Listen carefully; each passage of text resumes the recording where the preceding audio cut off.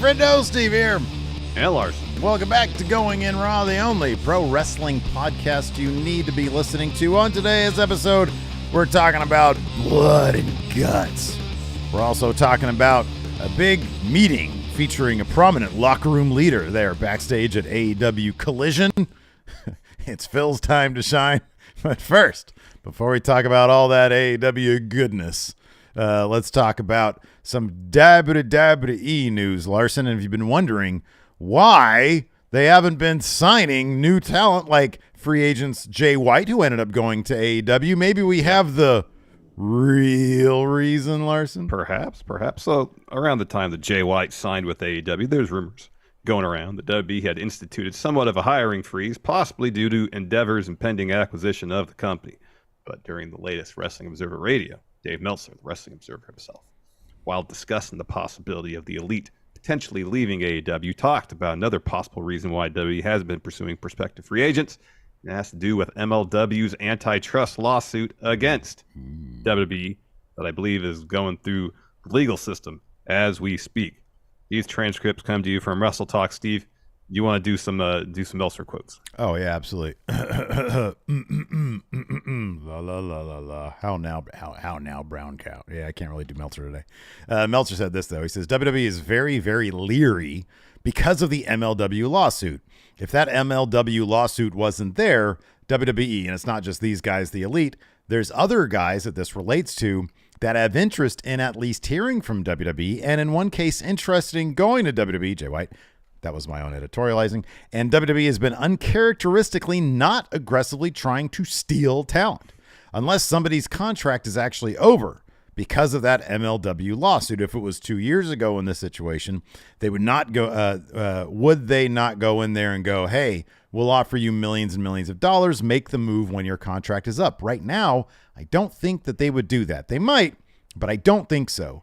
That lawsuit, it's like if they do something wrong and it gets out, that's not a good thing for that lawsuit. And that lawsuit may end up being nothing, but an antitrust lawsuit, there's a lot to that could be very scary. And plus, it's no longer the defiant Vince, it's Ari Emanuel. He'll flip out if they do something to make the lawsuit worse. And I don't think they want Ari flipping out and going like, you've got to get rid of whoever makes that offer.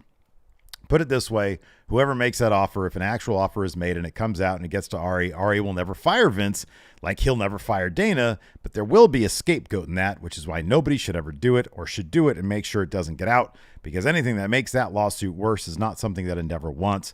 It's not something that WWE wants either, for that matter. End quote. So, back in the day, we had always heard about, and I'm sure this is probably true up until very, very recently, WWE would go through these back channels to say, hey, Chris Jericho, hey. I mean, if I recall, Chris Jericho went to Vince's house in the dead of night and while he was still under contract with WCW. That's not exactly back channels. No. But, we had heard, so for, I think Scott Hall had back channels when he was brought into WCW. And I'm sure this has, been all over the place and probably, after WCW was purchased by WWE, I imagine if WWE wanted somebody from Impact, they'd probably have no problem just going to TNA and being like, hey, come with us, Yeah, exactly. I mean, even just a few months ago, there was talk of WWE contacting people who were under AEW contract, trying to see about their duration of contract or whatever they have left on it. And that upset Tony Khan, who's tampering. Yeah. Accused them of tampering with their contracted wrestlers. So, yeah. Given that seemingly, I'm not going to say this has nothing to do with it, because it could. This could be a situation where WWE wants to really play by the rules because they got legal proceedings going on with this MLW antitrust deal or lawsuit. There is the Endeavor deal, and not fairly often when companies merge, they're not looking to add costs; they're looking to cut costs. So it could be a combination of both. I mean, you got Drew McIntyre, and apparently he and WWE are apart on contract negotiations, and he's like a cornerstone of the company. You think they'd make every effort to a highlight superstar. You think they make every effort to secure him before he hits the free agent market. Yeah, right. And that seemingly isn't the case. So it could be multiple factors leading to WWE's we're standing pat with the roster we have now, and once the Endeavor deal's done, then maybe we could start spending money. And then once this MLW lawsuit is either settled or dismissed or whatever the case may be, then after that, then we can start tampering again. Yeah, right. Well, I mean, but you know, until you then, and no I, tampering. yeah, you know, we had our own cease and desist from Wrestle Talk about all of our. That's why we haven't really talked about, you know, tampering with Luke Owen's contract to bring him here to Going in Raw. Although I can assure you, wink, wink, that's still happening actively. I'm trying to tamper with that contract. Get that guy over here. What do you say about that? You want to comment? Well, I mean, don't say anything publicly about it, and then. Are we live yet? Yeah, we're recording. Oh, I thought we were recording this. Oh, my bad. Okay, no, we're my live. bad. We can't edit this out. Nah, totally not going to tamper with Luke Owen's contract. Not at all. Anyways, so yeah, I don't know. You know, Jay White might actually benefit from that if he puts himself in an even better position. You know, as one of the cornerstones, one of the highlight superstars of Collision. You know, make some money there and then get an even bigger, you know, brand of his own, if you will, before he comes to WWE. It's always good to spend some time in developmental there before he come to the big leagues, WWE. Yeah. Yes. Speaking of the big leagues, CM Punk, he's trying to be a locker room leader like he always wanted to be when he was in WWE, the big leagues. We can all dream. We can all aspire. Exactly. So shortly before yesterday's edition of Dynamite, Fightful Select had a story about a talent meeting held prior to the July 8th episode of Collision. Right. That meeting, which was apparently led by Phil Brooks, CM Punk, was held to talk about how Collision could, quote, separate itself from what fans see on Dynamite, included topics such as, quote, finishes, shenanigans, and the like. I mean, it seems so far in Collision's brief history, 4 or 5 episodes in, the focus is, hey, we're the wrestling show. Hey, there was that one episode, there was a lot of talking, but otherwise every episode seemingly has been focused on in-ring action. They just had an hour-long match last week. Yeah, right. So is this meeting like, all right, guys, listen, how are we going to differentiate ourselves from Dynamite, our competition? And more wrestling. And they're like, any ideas? FTR Bald, yes. I have a question, actually. Yeah, FTR Bald, go ahead. No, this is Larson, not FTR Bald. Oh my God. I'm not role-playing. I have a thought I want to get out here. What's your thought? Isn't it kind of interesting that Collision, which seemingly features 2 of the most noted and celebrated talkers in the history of wrestling, Samoa Joe and CM Punk, is the show that is largely bereft of talking? Yeah. I mean, yeah, I guess, you know, I don't know. I could listen to Samoa Joe talk all day. Oh, absolutely. Can we go back to role playing now? Sure. I just want to get that out. Anyways, all right. Does anybody have any ideas how we can differentiate ourselves from that? Yes, FTR Bald, go ahead. Start a podcast. Well, you had one and it sort of got you in a little bit of yes, FTR Bald again, please. FTR2 with Dax Harwood, the podcast. Okay. Do it again. Does anybody else have any other FTR Bald? Go ahead. Top Guy with Dax Harwood podcast. That's another podcast that you're doing. Okay. What are you going to talk about on this podcast just to hear you out? We talk about Bret Hart. How about you just talk about me, CM Punk, because that's what you did on your last podcast. You want to be our first guest? Why not? You already talk about me. So yeah, I don't know. Yeah, maybe, you know, this is the thing that I kind of like about it. This is the thing that I actually really like about it. And I mentioned this before. Whenever there's creative competition, I think that's a good thing, you know? Yeah, I think it benefits everybody, yeah. It's like, hey, we don't have the elite here. It's all elite wrestling. So there's going to be no elite wrestling. Let's just do wrestling and see if that works. You take the elite out, it's all wrestling. That's the show. That's a good point. It's all elite wrestling. Take the elite out, it's all wrestling. So that's evidently what they're going to do. But hopefully that this is like a regular thing where they have, okay, who hasn't been heard before? Who's got a suggestion? And then Phil has his clipboard. Yeah, right. Yeah. The roster on it, and everybody, you know, gets their allotted time for the month to speak. And then FTR Bald raises a hand. He's like, no, I said who hasn't been heard from. And then FTR Bald says, It's I still haven't him. talked today. I haven't talked in the last 5 minutes. So yeah, I don't know. I think that's cool, man. I think the idea that, hey, we need to show up, you know, our internal company, our intra-company competition. I think that's a great idea. It's definitely new. Like, I know that WWE obviously did this for a spell during the brand split, but like this is the wrestlers doing it. It's not like there's like head of creative on each team. It's like these are the wrestlers coming up with how do we beat, our competition within the company, which is kind of interesting. And I don't know, maybe it'll be a complete disaster. Maybe it'll be kind of cool. I don't know. Yeah, I don't know either. But it's going to be interesting to see how it plays out. And honestly, you want ratings, you broadcast these meetings. Yes. That's what you do. You set up some cameras and it's like, okay, fly on the wall stuff. Who's going to go, who's up on the creative ideas? Yeah. And who's down on the creative ideas? As mundane as they seem, at least for 3 weeks, people will be super into it. Right, exactly. Yeah. No, it'd be just a lot of people sitting around looking at their phone while CM Punk's talking. And Punk's like, this isn't quite as compelling as I thought it would be. We saw a drastic drop in viewership during the third segment. Oh, that was the CM Punk conducts a meeting segment. We should open the show with it then. Get rid of those the corny highest audience promos. of the show usually happens. Anyways, we got a super chat here from High Plains Drifter. Says FTR bald, lol, nice. If Larson is a big FTR guy now, when's Bret Horse coming back? Oh, he can come back anytime. Not wrong.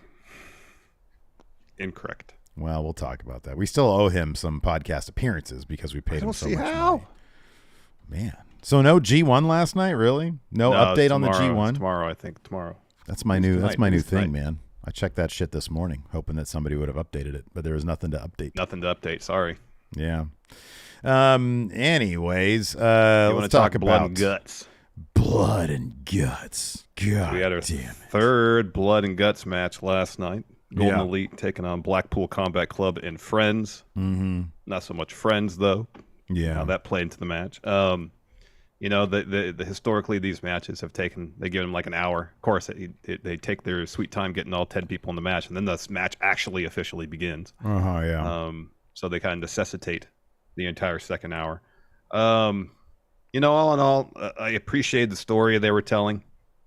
I would appreciate it a lot more if the TV direction had caught the important story beats that would help relay that story to the audience. Most notably at the end. So Kenny Omega more or less told us what this match was going to be about last week, where he more or less said Blackpool Combat Club, you can bring the skewers and the chairs and the screwdrivers. That's no match for our heart, our soul, our passion, our friendship, our love. Yeah. And that was a story that played out. It was the 5 members of the Golden Elite fighting for each other. Yeah. Whereas Blackpool Combat Club only had 3 members fighting for each other. Whereas Takeshita and Pac were only in that match for their own personal vendettas. Yeah. And once it seemed like to Pac first and then Takeshita that it wasn't worth pursuing their individual vendettas during the match, they got to step in and left. Yeah, they were like, this isn't worth it anymore. I'm out of here. And Pac went out with a bunch of middle fingers, which was kind of hilarious. Yeah. He did the bolt cutters. So he was like, I'm not going to wait for you bastards to open this thing for me. He just grabs the bolt cutters, clips them. He's out of there. You're right about the TV direction. Unfortunately, it missed a lot of story beats. Yeah. Like you have the final one. Yeah. The final story beat. Yeah. I honestly did not know that Moxley's the one who gave up. I thought it was because they murdered Yuta. That's what I thought too. And then commentary said, "Oh, it looks like that Mox gave up to spare Yuta from being choked anymore by the chain." And then so it makes a lot more sense when Mox is just kind of like, just sitting in the corner because he's handcuffed to the ropes. He can't do anything. Yeah. Where he's just kind of like, I was in a tight spot. What can I do? Yeah. And to see that where Mox sees Yuta getting choked out like Hangman did to him in their Texas Death Match a couple months back. Yeah. Or a few months back. And Yuta's got blood pouring down his face. And giving up the match to spare him any more punishment. Like, that's good stuff. To see him actually do that, that's potentially really good stuff in terms of how that furthers the story of Blackpool Combat Club. They just didn't show it. They didn't show Mox do anything until after the match was already over. Dude, you had to search. It was like a Where's Waldo to see Takeshita leave the cage. I thought for sure. I was like, whoa, get a camera over on the door. Why don't you have a camera on the door? He's leaving. And commentary here, he had to hear Excalibur leaving. Oh, what's Takeshita doing over there? It looks like he's leaving. He's out of here. Don Callis is calling him over. I'm like, thank you for telling me that. I would like to see it, please. Yeah. And you see off in the background, and then eventually once they're up on the sort of the top of the ramp, like you see them, with that camera over there. But yeah, there are all sorts of that kind of stuff. There was all sorts of, issues like that. Yeah, there's moments with Kenny and Kota Ibushi that was missed. There was moves that were missed, spots that were missed. So, I mean, I get these matches are chaotic. There's 2 rings. There's 10 competitors in it. I understand. But when you got major story beats in terms of how they relate to the match and the overall story you're telling, you need to get those. You need to rehearse those. You need to know where everybody's going to be situated. Yeah. To catch those moments, you need to know exactly where, from a production's perspective, you know exactly where Mox is going to be handcuffed to the ropes. You got to arrange that beforehand. Mm-hmm. Yeah. And you got to be prepped, and you got to have a camera ready for Mox to tell the ref or whoever, we're done. This is it. There's no chance that something like that is called on the fly, right? I had read somewhere, and again, I'm not going to attribute this because who knows if it's true or where I read it. But did you read that the 60-minute tag match from Collision? Yeah, I saw that. I think Meltzer said that a lot of it was called. Okay, that was Meltzer. Okay, good. This one, I don't see how you could possibly call this one on the fly with so many very specific spots.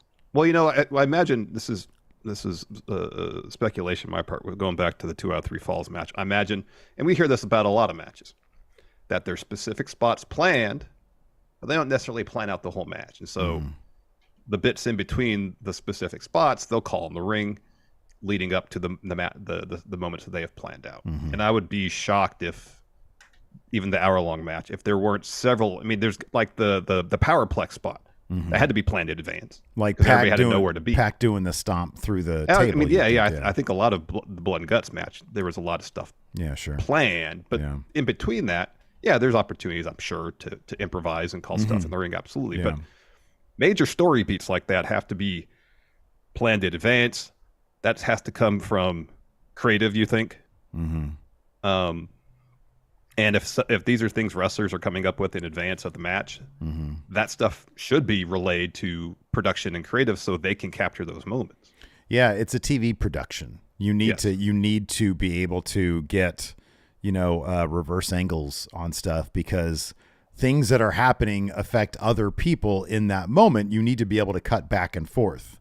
Yeah. And the idea that Takeshita just bones out of a match, pieces out, and you don't have a camera on the door right there is really kind of silly. I mean, they got one for Pac when they had a close-up on the bolt cutters. That was actually filmed pretty well.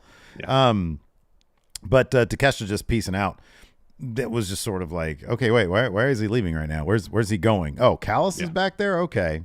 He's calling him out there. Maybe part the issue with Takeshita walking out, too, was that, at least with Pac, there was like an inciting incident. There was the miscommunication, like, Kenny evaded the uppercut, the charge. There was the bump between Claudio and Pac, and Pac was like, I don't have to deal with this. I'm out of here. I'll get Kenny on my own time. Yeah. But with Takeshita, he just kind of said, oh, I'm done. I'm out of here. Yeah, right.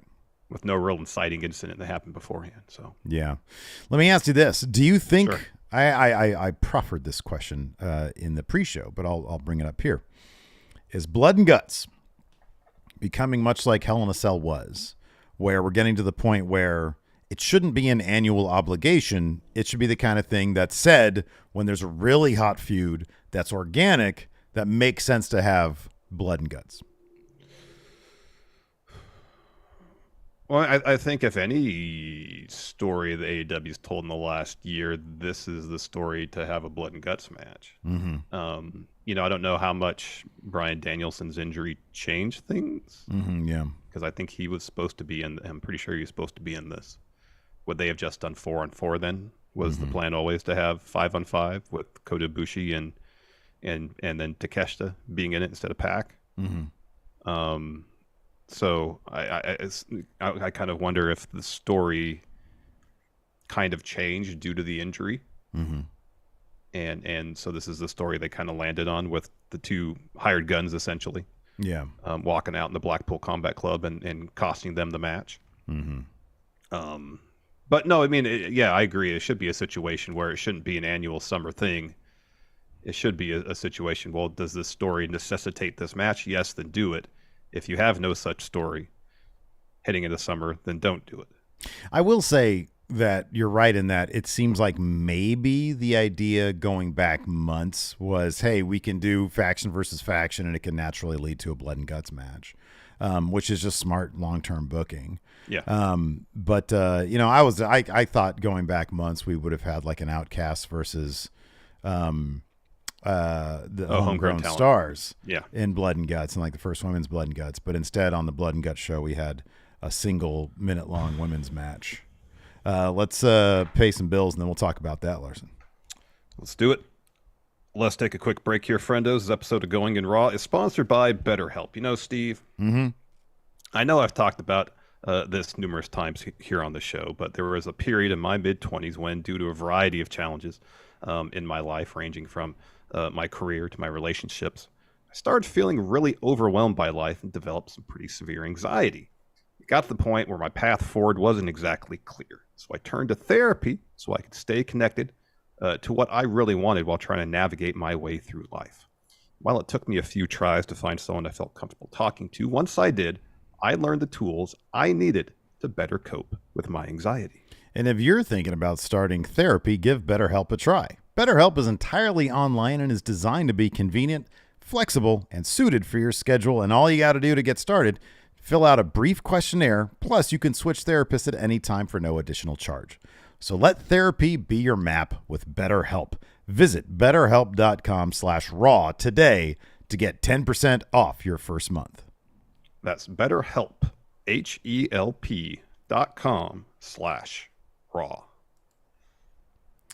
So also on the Blood and Guts episode of Dynamite, we had a single, less than a minute long or so, Brit Baker match that was essentially completely and totally unnecessary and felt as much like an obligation as I've seen on Dynamite. It could have, like, I feel like the purpose of it was to get Brit back on the winning track. Yeah. But I felt like it needed follow-up. Have her do a promo, something. Yeah, right. Have her do an interview backstage. Yeah. And during that promo or interview, start the next story for her. Yeah. Then there would have been a purpose. Yeah. A more obvious purpose for it. Like, I understand that Blood and Guts match takes up a lot of time on the show. It's just the nature of it. I get it. Yeah. There is opportunities that you could have cut some other stuff from the show. Yeah. To give Brit a longer match, plus a promo / interview. Yeah. Something to make it feel like everything, that whole segment is story motivated. Yeah. Right. Yeah. And there was no obvious story progression going on there. Yeah. No, I agree. It all like this from Mr. Dope in the chat. Seems like Tony forgot to book a women's match and just threw Brit out there. It's like, when we're about to go live and I'm like, oh my God, I forgot to do a questions thread. and then I'm like, I'll just go ahead and do this. I mean, there was 2 segments with Chris Jericho and Don Callis. Yeah, I know. Yeah. That kind of did the same thing. There's an hour-long Blood and Guts match. Cut a few minutes from that. Cut 10 minutes from that. It's like, here's the thing. I ain't going to cut the dancing sequence because I thought that was fucking fun. I'm not going to cut that shit because I'll be honest with you, I could have gotten an hour of MJF and Adam Cole because, like, my favorite thing in AEW right now. They're awesome. But there were definitely other things that you could have cut from that. You could have cut that cheesy... Man, I'm sorry. I get it. I know you have, like, the cinematic shit. I'm honestly not trying to blast people for being creative, but that fucking iPhone 6 film Jack Perry bullshit where he buried himself like it was Superman 3, that was that was dumb as hell. What is that? Why is he coming out to a Clockwork Orange theme song, man? Wasn't Clockwork Orange theme song. It was Ludwig, right? It was Beethoven. Right? It's Beethoven's Fifth, yeah. Beethoven's Fifth, yeah. Yeah, I don't know why it's that song. I don't. I mean, the da da da da. There's, dun, dun, dun, dun. It sounds sinister. I guess that's it. Well, at this point, I think in popular culture, I don't know, maybe it's just me because like we're old and everything. But to me, I don't really, it doesn't like, yeah, the musical notes are sinister, but these days it's sort of cartoonishly sinister. Yeah, it is. It is. You know, it's like this is what I think of when, you know, you're parodying sinister, you know? Exactly. Yes. Yes. Well, it like starts out that and it goes da da da da da da da da, but then after that, it's got a fairly tranquil. Yeah, there's all that, but after all that, it gets a little tranquil before it picks back up again. You know what they should have done? There's like a disco version of that song. Oh yeah, they should have used that. That'd have been sick and very confusing. Like we said, they should have used "Welcome to the Jungle." I'm sure it's expensive, bro. That fool, he plunked down for in perpetuity. Whatever, like the Jungle Boy song, he was probably like, get out of here with that. I just had to plunk down for the final countdown in perpetuity. Who knows how long Danielson's going to use that for? Final countdown was a one-time deal. Oh, I thought I read it was in perpetuity. No, it was a one-time deal. Wow. Jeez. Okay. Yeah, Guns N' Roses is probably insanely expensive. Oh, yeah. Yeah. Like, you know, he's like, hold on, Jack. How much do I spend on my women's division? It's a hard one, but I'll just keep my women's division. He'd probably use Welcome to the Jungle is a longer song than what they had with the women's division yesterday. Yeah, it was. It was. Oh, you know, it would have been interesting to see, you know, like, I'm sure the theme he had was, I think, a song from the 80s, I think. Sounds like it. Oh, yeah, it is, because it plays on my on that channel that I have. Okay. Yeah. It would have been interesting to get a song also from the 80s that sounded a bit more villainous.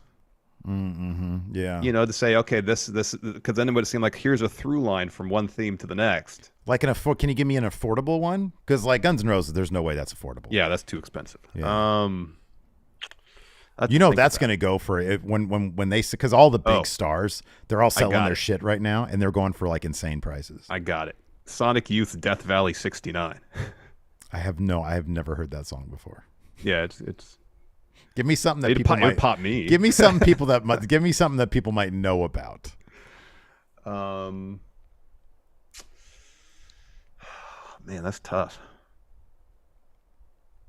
Let me think about it. How about this? Okay, so this is stupid because it's way more expensive than Guns N' Roses, but to effectively get the point across, looking to save money. Get the point across. Michael Jackson's Bad. No, this is it. Alan Parsons' Project Eye in the Sky. That is the worst wrestling theme I could possibly think of. It is kind of sinister though if you read the lyrics. It is. It's either about Big Brother or it's about a stalker. I don't know. Yeah. Yeah. That's what I'm talking about. Let's see here. M. Xavier has a good point. He says, I wonder how much they paid for Many Men. Oh, like yeah, he did that. He did that for the Guns. They've used it a couple times, haven't they? Oh, they have? Okay. I think they have. I don't know if it's, well, now it doesn't. Now they don't have to use it because they got the Bang Bang Gang. Yeah, they do. That's true. I don't know. Try to license some Echo and the Bunnymen or something like that. Oh, that's a good one, right? Oh, that's a good one. Like the Cutter or Heads Will Roll? Yeah. Yeah. What is that one song? Which one? The Cutter? No. Heads Will Roll? Faith. Killing Moon. Yeah. The Killing Moon. Oh, my God. Are you kidding me? That'd be amazing. Through the thick and thin. Wait until... Kicked off with Jack Perry versus Hook for the Fatwa title. Oh, do you want to talk about Adam Cole and MJF dancing before, or you want to talk about during the match? Oh, we'll just do it during the match. That shit was amazing. What's there to talk about? All right, next. So kicked off with Jack Perry versus Hook for the Fatwa Championship. Not a huge surprise here. Jack Perry picked up the title through shenanigans. A low blow and a title shot to the head while the ref was Sorry, Metal Nerves here says they should have just slowed down his theme now. Slow it down and reverse it.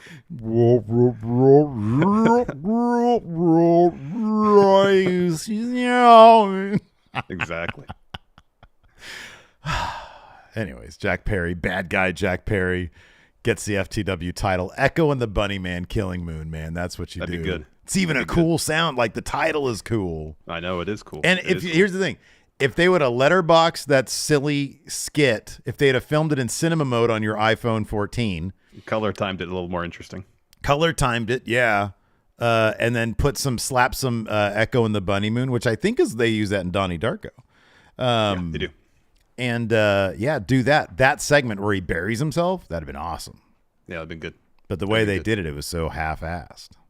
Well, they shoot this Boston? That was out in the desert where they did that. So they must have done. When did they shoot that? Maybe My name is Jack Perry from Boston. Jack Perry from Boston. Maybe he shot that himself in Los Angeles. You think he was doing it with a selfie stick? Oh, maybe. That's why it looked like shit, because it was on his front-facing phone. Apple still has like the worst front-facing phones, man. Oh, it is. It's a terrible. That's what everybody uses. Nobody uses the back one. I know. Yeah, you mentioned Rough Bump. Perry uses the FTW title, hits Hook with it, covers him. I did like that when he covered Hook, he had that shit-eating grin on his face. I think Jack Perry's going to end up being a decent heel. I really do. I think the few promo things we've seen with him where he's he's sort of funny. He's basically Christian. Like he's just doing the Christian thing. He's obviously learned from him. Yeah. And I think he'll end up being good. I don't know about that thing. This might be one of those things where we look back in 3 months and be like, hey, remember when he first came out to like Beethoven and then they had to change it to whatever? Yeah. Does anybody in our chat know Will Washington? Can we get a message to him? Echo and the Bunny Man. Echo and the Bunny Man. Some Tangerine Dream, like the soundtrack for that Michael Mann movie Thief. That'd be good. Oh, there you go. That's some good stuff. Is that with what's his face? James Caan. Huh? Yeah. Okay. Yeah. Yeah. Have you seen that movie? I have not. Although I saw a thing on Twitter about it, which is the only reason why I know about it, because when you bring it up, I kind of want to see it now. Also, solid movie. Yeah. Is it? Yeah. I think it might be. I don't know if it's Michael Mann's first directorial feature effort. It was one of his first. A couple super chats here, but also we got a chat from Maggie. Says, anybody heard any rumors on Jordan Grace and what her next move is? I don't know if she's going to need a next move because according to, I think this was Sean Ross Sapp, she's like made a shit ton on the extracurriculars, like on OnlyFans or whatever other site she uses, like WWE main roster male money. Like she's made Mandy Rose type money there. So I kind of feel like, it's her oyster, whatever she wants to do. Yeah, exactly. She'll be able to do it. Exactly. Cletus here says, does Cody inject the adrenaline directly into his soul? And who do you think his dealer is? No, I think the adrenaline is just imbued. The idea based on the song, adrenaline is just in his soul. It's naturally occurring. What I take from it is Cody is the source of adrenaline on this planet Earth. Gotcha. It springs forth from his pores, and like sweat. Right. And it's sort of like maybe like some like quantum tunneling here, because like when they're in trouble, I need adrenaline in my soul quick because I need to lift this bus off my father. Then it quantumly tunnels to their body. Yeah. Interesting. Quantum entanglement. You should look it up. Entanglement. That's the phrase. Entanglement. That's what it is. Where it just goes from one place to another. Yeah. Yeah. Glassdoor Gamer here says, loving both AEW shows lately. Great podcast. Thank you very much. Thief is streamable on Tubi. Is Thief a Tubi movie? I guess it is now. It is now. It is now. High Plains Drifter here says Tony Khan should buy the Benny Hill chase theme for when he comes. Yakety sax. Yeah. Have Jack put whenever Hook chases them, they put on Yakety sax. There you go. Glassdoor Gamer says Jungle Boy needs the 90210 theme. That would be good. Yeah. That's not. Oh, while we're taking a break here from doing the show recap. Hey, if you're watching this live or VOD here on the YouTube, if you could hit that like button. Hit that like button. Also, if you haven't subbed yet, please hit that subscribe button, that notify bell, so you're notified when new content goes on the channel. Also, did you know we have a Patreon? Patreon.com/Stephen Larson. You didn't know. You're a part of our crew. What? We do have a Patreon. Let's see. Her old bones get up on this couch. Go on. Good girl. You can do it. You can do it. Come on. She's like, oh, I can feel everybody looking at me. Come on. Come on. We went on a long walk this morning. Oh. Do you want me to put you up there? You need to get the little steps. There we go. There we go. She don't need no steps. All right, fair enough. So, patreon.com/Stephen Larson. Great way to support Going In Raw. We've got bonus episodes. We've got QA threads. And we've got the Big Predictions Challenge. Do you want to show us how big your brain is? The Predictions Challenge is the way to do that. That's the only way that I will accept that you're a smart person. You want my validation? Check out our Predictions Challenge every single month. Yes. Yeah, exactly. Yes. We're in the middle of the big G1 predictions right now. It's great. Here's another theme for Jungle Boy. Yeah. Iron Maiden's Number of the Beast. I don't know that one. Oh, Not a big Maiden fan. That Really? era of metal just isn't my thing, man. Yeah. Interesting. Yeah. I mean, I know whatever what's like the most popular mainstream Maiden song? Might be Number of the Beast. Yeah, I don't know that song. Maybe I've heard it. I don't know. Run to the Hills. Have you heard that one? It sounds familiar. Yeah, maybe. I don't know. If I could sing like Bruce Dickinson, I would sing it for you now. But he sings really high. I can't do that. You used to be able to hit the high notes during karaoke. I can't anymore because I sing from my throat, not my diaphragm. So I can't do it anymore. I've never known the difference.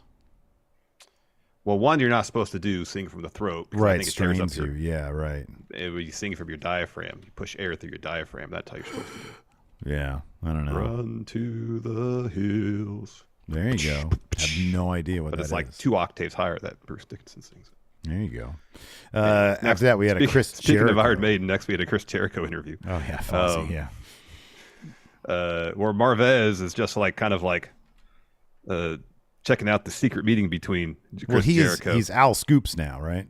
He has Al Scoops. So Jericho and Don Callis are having this meeting at a restaurant or something, a security guard, trying to keep people away. Mm-hmm. And so the camera pans over around the corner, and Don Callis shows Jericho something on his phone, and Jericho kind of laughs about it.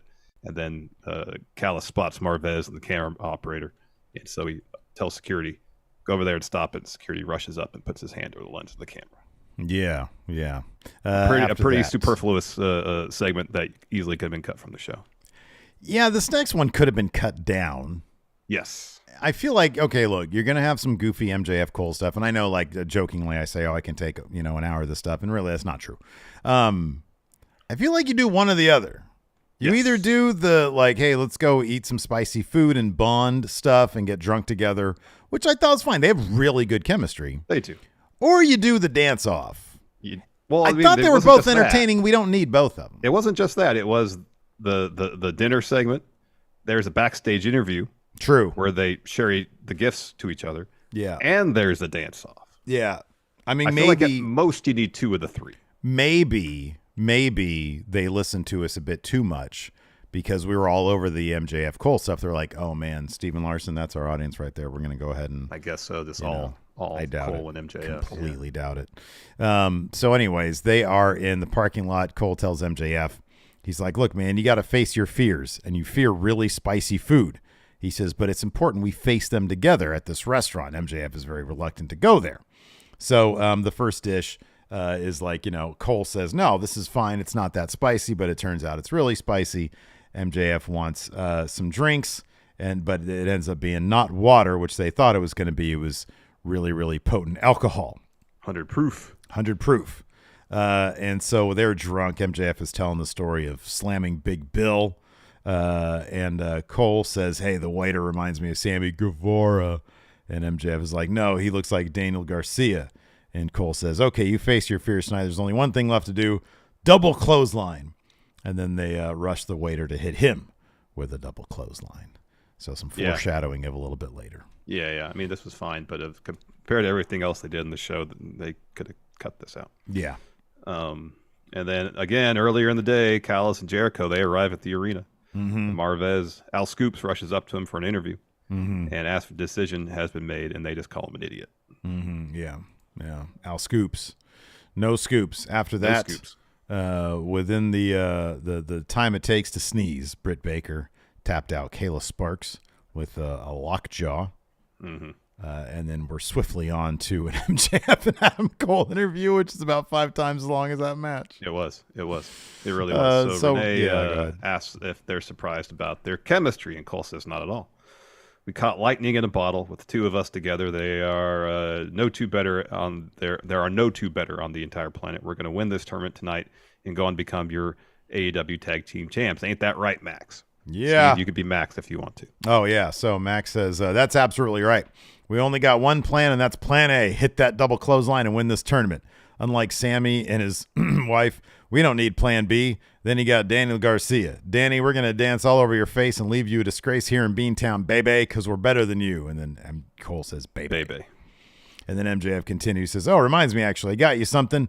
Let me put my belt down. Matching trunks. And Cole's like, oh, that's great. That's hilarious because I got us matching jackets. It's like, I got one more surprise for you, but you got to wait for it. Then they leave, and then Roddy comes running up, still wearing the neck brace. And he's like, Adam! And Renee's like, Roddy, do you have any thoughts on the Cole MJF tag team? He says, not right now, Renee. Yeah. It's pretty funny. So then we got Garcia and Sammy Guevara. Sammy Guevara. Versus MJF and Adam Cole. So Garcia and Guevara make their entrance, and then Jericho comes to join the commentary for some reason. Oh, because those are his guys. Oh, I know why, but it's like, you know what? This actually kind of did bug me because during the entrance, so MJF comes out to his music, and then his music starts to play again, but it's not. It's actually Adam Cole's last surprise. And so it's a mashup theme. It's actually a pretty well done one. Yeah. So they're coming down to that, and instead of like letting people like hear the bit with the boom, which is kind of a big thing, Excalibur and Jericho just talk to the whole thing. Sometimes they just need to shut up. Yeah, I know. You need to let the moments breathe like that. Yeah. How you like where that theme just goes, Adam Cole, Adam Cole, Adam Cole, Adam Cole. It's kind of awesome. Adam Cole, Adam Cole, Adam Cole. So everybody finally gets to the ring. Bryce Remsburg's about to call for the bell. So he raises his hand, about to point to the timekeeper. Well, Garcia grabs it, starts dancing in MJF's face. Yeah, right. Bryce is like, fine, all right. He's about to do it again. MJF grabs his hand. This time, he does Garcia's dance to Garcia. And so they do that a couple violent times. hip thrusting, yeah. Yeah, so they do that a couple times. And then MJF says to the crowd, do you want to dance off? So MJF goes to the timekeeper's table, goes to like some sort of switcher, presses a button that cues up some dance music. House lights come down a little bit. And then Garcia and Sammy do this choreographed dance, which ends really up Sammy poorly. Sammy looked like me in Tai Chi class for the midterm. He was just looking at Garcia trying to remember what he was supposed to do. It was horrible. It was. And then, but the last bit where Sammy's doing his pose that he does with Jericho on the mat, and then Garcia, rather than lean on Sammy's shoulders, slides his head in between Sammy's legs and is kind of poking out there. At one point, he looks directly at Sammy's crotch. It was pretty funny. Yeah, it's all very juvenile, but it's fucking hilarious. It is. It was fun. Yeah. So then MJF's up next. He does a bunch of moves, and he points to Adam Cole. Adam Cole's like, "What? Yeah. I'm not dancing." Yeah, right. Eventually, he does, and he just starts thrusting his pelvis all over the place. It's the most aggressive humping, air humping that you've seen. Yeah. Then we get an abrupt record scratch. Yeah, because MJF's like, okay, you're doing too much right now, and like the record scratch, lights go up, and Cole is still doing it because he's still in the moment. Yeah, and then he stops, and then Garcia and Guevara attack, and we have match. Yeah, match begins, and then MJF is pretty much just isolated for all through picture in picture for a good stretch. Eventually, though, he gets the hot tag to Adam Cole. And from that moment on, Cole and MJF are just trying to get double clothesline. They do eventually. So Cole low bridges Garcia out of the ring onto Sammy, who's ringside. Cole tells MJF, hit the suicide dive. So MJF runs the ropes a couple times, like, I can't do it. So Cole is still on the apron at this juncture. So he hits Sammy and Garcia with super kicks, and he's urging the crowd to chant to get MJF to do the dive. He hits the suicide dive. Yeah, MJF it was pretty hilarious. Garcia in the ring. Cole hits him with the Panama Sunrise. He tags in MJF. They hit the double clothesline to get the win. So then afterwards, Cole and MJF hug in the middle of the ring. Jericho leaves commentary to meet with Garcia and Sammy on the ramp to console them about their loss. They pause for a second while he's like, oh, this happens. You'll get him next time. They just walk right past him. Yeah. Everybody's tired of Chris Jericho. Oh, yeah. So then back in the ring, the rest about to present MJF with his title. Oh, yeah. John Chambers reminds me here. MJF did the Cody walk. He did do the Cody walk, yeah, and it was very obvious that that's what he was doing. Yeah, it was pretty damn funny. So the rest about to present MJF with his title. Adam Cole's like, here, I'll do it. So he takes the title, and rather than just giving it to MJF, because MJF at this point has his back turned to Cole. He just looks at it. Oh, he's staring at it lovingly. He's staring at it. MJF turns around and is like, "What are you doing?" Grabs the belt from him, shoves Cole. Cole's like, "No, I didn't mean anything by it." So they argue for a little bit. Eventually, Cole calms down MJF. They hug it out. And Cole goes to stand on the corner at the turnbuckle. MJF just glares at him. Yeah, he does, yeah. Like, that's the moment they got right from the TV direction. Mm-hmm. Yeah, you're right, exactly. Yeah, that's a good point. They got that moment right. And then he moves on. He stands on the other corner and poses in the ring. And then FTR comes to the ring. And they have a stare down, talk some shit. And then Dax says to the camera, "Hey, Tony, play our music. We're the champs." Yeah, we're the champs. Like, well, you didn't just win a match, Dax. Yeah, he's going to complain about it on his podcast. After that, we had a recap of Collision.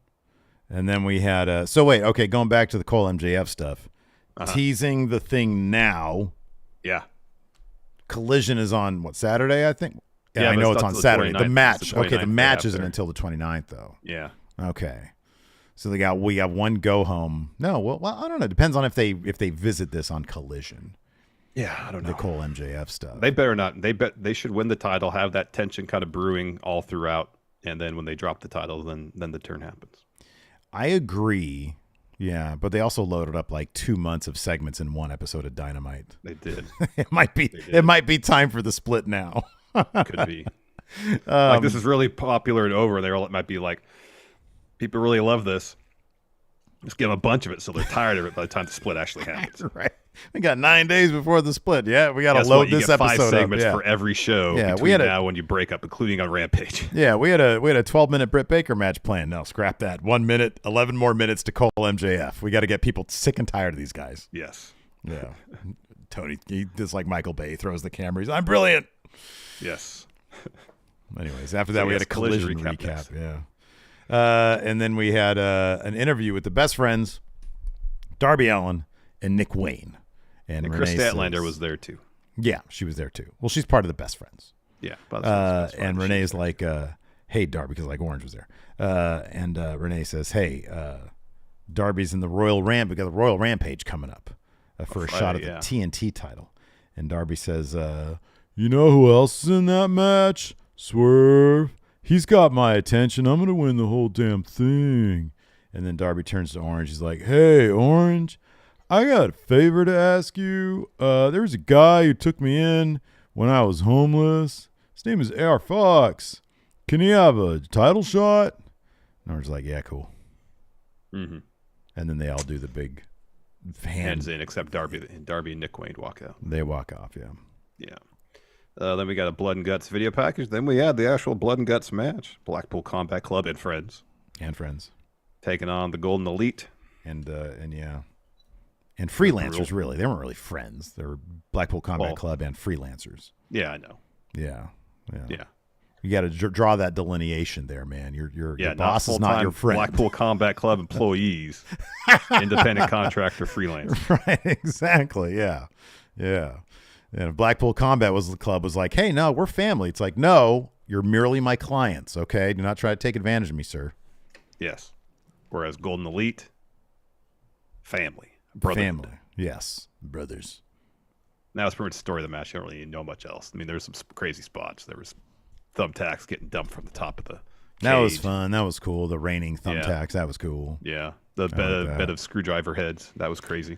That was rough. Yeah, that looked pretty rough. I did I mentioned this earlier, Matt Jackson doing the suplex thing to Wheeler Yuta the on Northern the top. Lights suplex. Yeah. And Yuta being like, "Oh, fuck this. I'm out of here." So he gets down. Yeah. And then like no one said, jumped off the cage. That was good. I'll be honest with you. I don't know. This was not my favorite Blood and Guts, but from a perspective of, was this the safest Blood and Guts? Yes, it was. Yeah, it was. Because probably the biggest fall spot was Pac just doing climbing on the thing and then doing a stomp through tables, which wasn't really that big of a deal. But it was pretty awesome. I know. Yeah, no. It was awesome. I'd much rather see creative spots like that as opposed to high risk, dangerous spots like people getting dumped off the top of the cage or stuff like that. Use the cage in interesting ways, and I'll pop for that. Mm-hmm. Yeah, for Not sure. some sort of death-defying stunt anymore. Yeah, don't need to see that. Like even the bed of screwdriver heads, it sucks, but it's creative. Mm-hmm. It fits into the story they're telling with Mox. It makes sense. Yeah. I'm kind of surprised that Pac didn't produce a ring hammer at some point. Maybe they did, and TV just missed it. I don't know. Oh yeah, they need to bring that back, the ring hammer. Because he had it when he came back last week. After he hit Kenny with a chair, he got the ring hammer in. Oh, he did. That's right. Yeah, he did. Yeah. So I was watching this. Maggie posted a link on Twitter. WWE's Twitter has the many yeahs of LA Knight. Yeah, I saw that. Yeah. Yeah. Man, So, did you see that? quick, You see that? The thing I sent you earlier. That segment with you know what I'm talking about. LA Knight and Hit Row. Oh yeah. 1.4 million on YouTube. Yeah. My God. Yeah. That's megastar number right there. That's He like is a Bloodline megastar. number. It's like a 2.5 minute long like dark segment. Yeah. 1.5 million. Yeah. Megastar numbers. Megastar. Yeah. Yeah. So I'll go through the order of entrance real quick. First two were Claudio and Kenny. Pac's in next for Blackpool Combat Club. Hangman's in second for the Golden Elite. All right. He was the first member of the Golden Elite to have some purple trim on his gear, and I was like, okay, is this teasing some sort of Dark Order thing? But then the Young Bucks also had purple trim on their gear, so I think it was maybe just like a. They're just into the purple these days, man. Purple. There's like a wave of purple sentiment now. Yeah. You know, ever since we started talking, ever since Purplegate, ever since the purple phone situation. Yeah, I guess. And the Kings doing really well. Like it's Kings all are doing really well. Everything's coming up purple. Really well. I guess so. Mox is in third for Blackpool Combat Club. He brings a fork into the ring to start stabbing at Kenny, and he gives one to Claudio. He's stabbing all over the place. Nick Jackson is in third for the Golden Elite. Mox also brought in some broken glass early on during his portion of the match. Mm-hmm, yeah. And then basically everybody got dumped on it. Claudio's sell of that was great. Yeah, it was. He got dumped on the glass and is running around the ring. That was awesome. Wheeler Yuta's in fourth for the Blackpool Combat Club. He just brings a chair in. Matt Jackson's in next for the Golden Elite. By this point, Mox is already bleeding. I don't know how. Takeshita's in fifth for the Blackpool Combat Club, and then Kota Ibushi fifth for the Golden Elite. There's a lot of spots we can go through here, but again, it's just chaos. It's mayhem. And I feel like the match would have been much stronger if production had captured the important story beats. So let's just fast forward to the end. At one point, Kenny sends Pac into Claudio, and so they start shoving each other, Pac and Claudio. Mox is there trying to break it up. He's like, hey, let's win this match. And Come on, whatnot. get on the same page here. Yeah, and Pac starts throwing up middle fingers to everybody, gets some bolt cutters from under the ring, cuts the chain in the door, and leaves. So then Kenny starts wrecking everybody with V-triggers and snapdragons. Page hits Claudio with a buckshot, and then he and Kenny hit their old tag finish, last call on Yuta. And then Page handcuffs Mox to the ropes, and that's when Takeshi's like, I'm out of here. Yeah, it's not going the way Don Callis wanted it to, so he was like, I'm just pulling my guy here. Yep, I'm out of here. So then Page brings out a huge, length of chain. Yeah. It's a real thick chain. Ugh. And so at this point, Matt has a shoe with thumbtacks on the bottom, and so Nick is grinding that shoe into Wheeler Yuta's face, and then Paige wraps the chain around Yuta's throat, and starts choking him against the ropes, and Matt grabs on and helps too, and I think Kota Ibushi's there as well. Yeah, that was rough. And the match just ends. You don't see Mox give any cue to the ref like, okay, we're done, we quit. Yeah. But according to commentary, that's what happened. Yeah, I just figured that the ref was like, okay, this is not supposed to be Yeah, blood and guts this does not mean a murder. Yeah. Exactly. Yeah, right. Yeah. And then apparently, I don't know did you see what happened after the show where Kenny had his promos like, Blackpool Combat Club, we respect you. And they all shook hands. So the feud's over. That's it. Oh, that's cool. I didn't see that. I just saw Kota Ibushi doing a flat the bump on the thumbtacks. Yeah, the bump on the thumbtacks for no reason. Yeah. Yeah. Which is fun, He's like, I want to get something out of this. Let me do a bump. He's like, they wouldn't let me moonsault off the top of the thing. Why would they bring me in here if they didn't let me shoot fireworks off my chest? Now that would have been cool if he had brought some fireworks in the ring. This would have been the best blood and guts of all time. Yeah. If he brought fireworks in there. I still love all the deletion stuff at the Hardy compound where they just shoot fireworks at each other. Oh, I love it. That's my favorite thing. I love it. There's, we mentioned the bed of screwdriver heads, and Kenny took a couple nasty bumps on that. Oh, Mox was bleeding like crazy, all over the place. And then Kota knocked Mox on the bed of screwdriver heads, and then he had moonsault on top of it. And then apparently now it's been confirmed, Claudio versus Pac at the Ring of Honor pay-per-view tomorrow for the Ring of Honor title.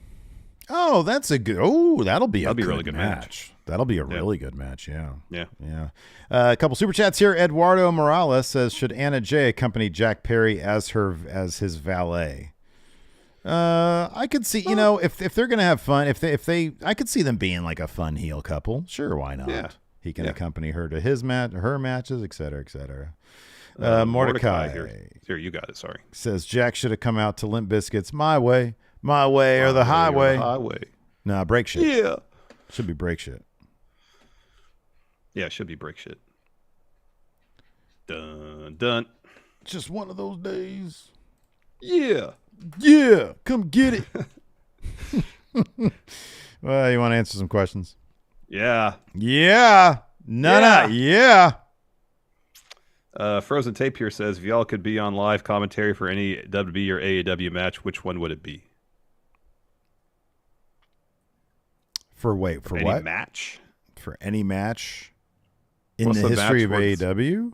Or WWE. Like, what's the match that's really good, but the commentary in the match was kind of lame, and so maybe if we did it, it might be better.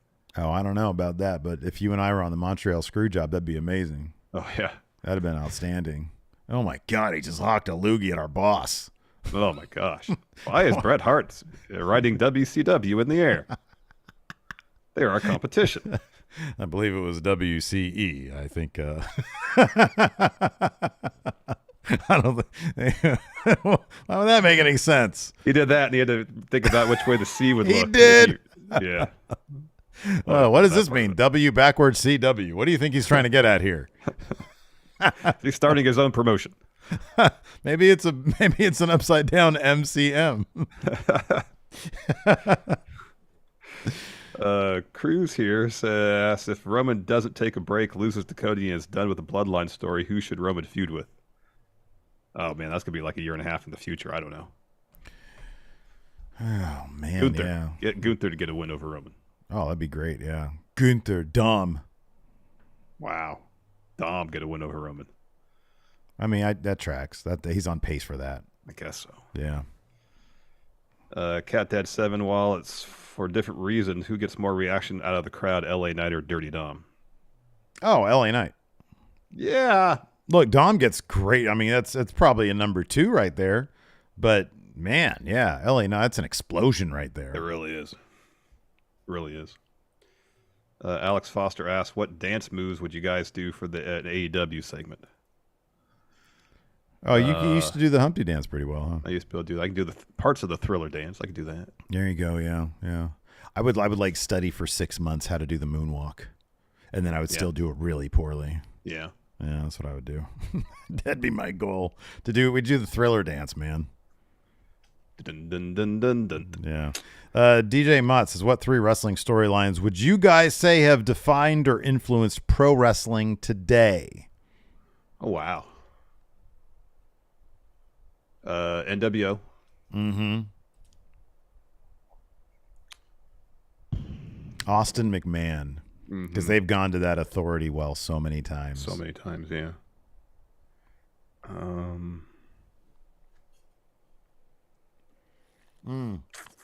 And probably it's not a storyline, but we just made reference to it, the Montreal Screwjob, because how many times after that did they go to the work shoot well? Yeah, that's true. That's true. Is this real? Is it not real?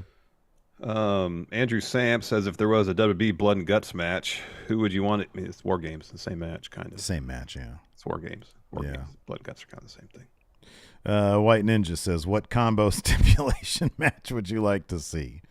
An Inferno Battle Royal. That's kind of great. Oh, wow.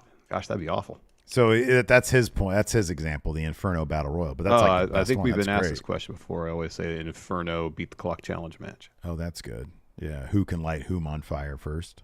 That's good. Let's see here. We already talked about that. On breakfast, this is just a commentary here.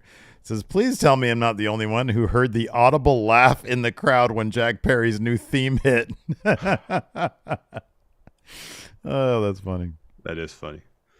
Atomic Sunrise, with all the great tag teams in WWE at the moment, do you have any theories on how or if they'll split the tag titles anytime soon? heard nothing. Doesn't seem like they have any inclination to do it. No. Don't know. No, it doesn't seem like they're going to do it. Let's see here. I don't know what that means. Juan Villa says, is AJ Styles being wasted right now? Wasted. He's not doing much. He's not doing much. He just got back. Mm-hmm. You know, they're trying to figure out, okay, where do we put this guy? Because clearly, you got to wonder, maybe LA Knight's taking his spot. Because maybe they're like, oh, they're on the same brand. AJ with the U.S. title makes a lot of sense. He's been there before. Put him in a feud with Austin Theory. Austin's not working out these days. Put it on AJ. Nah. And then after LA Knight wins, you have him feud with AJ Styles. Yeah, but LA Knight wins. Yeah. Luis here says, do you think having 3 nights of AEW is oversaturating AEW itself? Do you think it would be better if Ring of Honor was in the place of Rampage just so it feels different? Does it? I admittedly have not watched Ring of Honor's current product yet. Yeah. Does it feel different? Well, you're asking a guy who definitely does not watch Ring of Honor either. So I know they shot some of it in Universal, but then lately they've been shooting it after Collision, I think, or before Collision. So it has it's in the same venue as Collision. Right. Just a bunch of tired graphics. Fans. It's a bunch of like, should we stick around for this? Yeah, why not? We have to watch 19 matches the next 2 hours? Yeah. Well, we could. Let's wait till like halfway through and then the traffic won't be so bad. I mean, is it oversaturated? Probably, to be honest with you. Like all the major story beats you get on Dynamite and Collision. I mean, I know stuff happens on Rampage. I get that. Like, I missed the entire Jeff Jarrett, Matt Hardy thing, and I'm kind of bummed about that. So, I don't know. Yeah, I kind of miss when Dynamite was the end-all, be-all, and it meant something. But, you know, I don't know. Is it oversaturated? If you really like AEW, then no.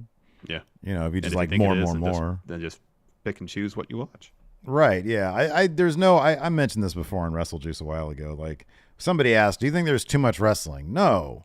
I think there's enough wrestling for everybody to enjoy something, you know? Mm-hmm. If you like women's wrestling, there's, Impact Wrestling.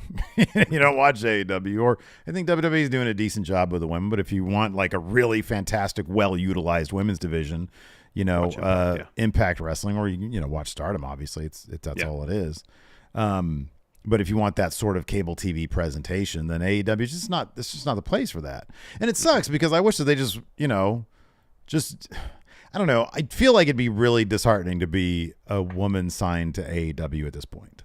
Yeah. Because it's like, God damn, when am I going to get a spot? When am I going to get an opportunity to show what I can do? I know. It's got to be frustrating. It's just disingenuous to like, oh, we're going to have a women's division. And it's just going to shoot them in the foot because like at a certain point when high profile free agent women are like, hey, I have other options in front of me. Instead of, going to AEW, they're just not going to go there. So I don't know what the end game for that is. I don't know either. Yeah, I mean, it seems like from a variety of perspectives, it's just not a good idea to provide so little focus for the women's division. It's like, dude, you have all this time on TV, and you're not increasing that area of which could grow your product. Like I've seen plenty of people say, I'm not watching this shit anymore because. And what's happened? They stay with the same general viewership numbers that they get every single week. Yeah. I was looking at AEW's roster. Their women's roster is really large. You wouldn't know it, though, I know. Yeah, I know. It's a bummer that they have shown no inclination to do more with the women's division because there's a ton of really talented people there that don't get enough TV time. That are just not doing anything. Yeah. Not doing anything. I know. Yeah. I know. And I mean, as much as we bitched about that with WWE back in the day, we'll bitch about it now with AEW. Yep. Something we've been continually saying for a while. Patrick Sparks here says Power Rank AEW special matches: Blood and Guts, Stadium Stampede, Lights Out, Casino Royale / ladder match. What's your favorite AEW stipulation match, Steve? I always appreciate how goofy Stadium Stampede is because I feel like those matches get really creative. Yeah. I'll go with Stadium Stampede. That's my number one. Yeah, I thought the one of those they did was fun. Mm-hmm. Lights Out matches are generally pretty fun. Yeah, I mean, they usually stray towards like Deathmatch Light with that stuff, which is cool. Yeah. So, yeah. Let's see here. Oh, this is an easy one. John Viz says, not sure if this has been asked. Which do you think has better catering, AEW or WWE? WWE. I think WWE does. Yeah, I think so. Cameron Bortolazzo, where would you rank this Blood and Guts match out of the 3 we've seen in AEW so far? Okay, was Blood and Guts the one that Eddie Kingston came down with a gas can? No, that was Anarchy in the Arena, I think. Oh, was it? Okay. I think so, yeah. It asked, Blood and Guts when Eddie came down with the kendo stick and was just walking by each member of the JAS and just smacking him with it. Whichever one had Eddie Kingston. Did you see that spot in the G1?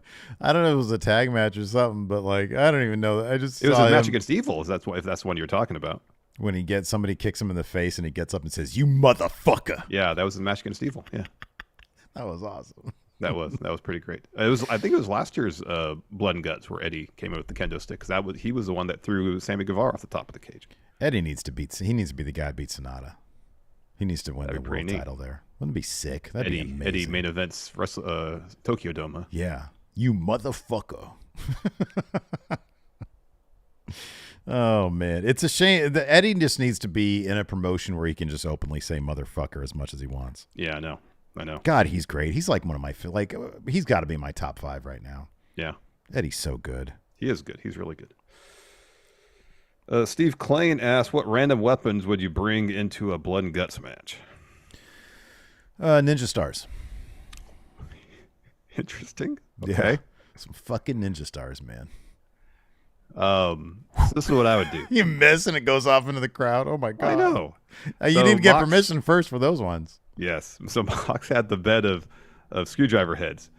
I would get some, you may think they're flimsy, but they're actually pretty damn sharp. Little pieces of guitar string. Okay. Of various sizes. Oh man. Like if they're not too long, those things are sharp, and I have punctured my finger tuning a guitar before like that scene in Goodfellas. That's what you're talking about. Oh my god. Well, not like around the throat. I'm talking about little pieces on a bed of nails, and then you slam someone on that. That would hurt. Are they stiff? If they're short enough, yeah. Of guitar. Wait, what are they? Guitar strings. Guitar strings, really? How short can they be to be stiff? Really? Not that. Yeah. I just figured especially the thick ones, yeah, about like that. I figured they'd be like fishing wire. Like the lighter gauge ones maybe, but the thicker ones. Okay. Like the low E string. About that. Or this is what I would do. So there's an attachment for a power drill. Yeah. That is meant for scrubbing like tubs and stuff. Yeah. So it's like a big circle thing. It's like some really harsh. Yeah, it goes really fast. Yeah. Strong. Yeah. Bzzz, be sanding people down. Yeah. What about a sander? A sander too. Yeah. Honestly, like remember have you seen that clip? I think Mox is in it of the Edger. Yeah, that's messed up. Oh my God, that's so wrong. That's so messed up. Oh, those things are so powerful. Yeah, I know. Yeah. All right, so you motherfucker. Let's see here. Here we go. Guardian Ape. We'll end on this one because it's still just one of those things. I hate to be this guy. It's okay, Guardian Ape. You can be this guy. He says someone has to address it. Tony Khan has gotten away with completely ignoring and diminishing women's wrestling and black wrestlers. Yet nobody ever seems to bat an eye or talk about it. How long until this becomes an actual internal issue, or will people just never care? I see the sentiment. Yeah, I do. We've talked about it here, but at a certain point, it clearly just falls on deaf ears. All we can say is we hope it gets better. We hope it gets addressed. It's something that's been going on for a very long time and doesn't seem to be getting any better. For women's wrestling, for black wrestlers on TV. And I've seen people criticize me for bringing this up and saying, "Oh, Steve is calling Tony Khan racist." I've never once called him racist. I don't know what the fuck's going on in that guy's head or heart. I know that what I see on television, yep. They just don't feel like there is value there in those demographics. From a business perspective, it seems asinine, but what do I know? It's not my business. So it's disappointing. It's disheartening. And I feel like probably long term is not going to be good for their business, but yeah, yep. you know, No, it is what it is. right. What it is. If that is something that people care about, then there's a million other promotions out there that you can give your money and support to. Mm-hmm. You know. So, anyways, with that being said, thanks everybody for tuning in. We appreciate it. And until next time, we'll talk to you later. Goodbye.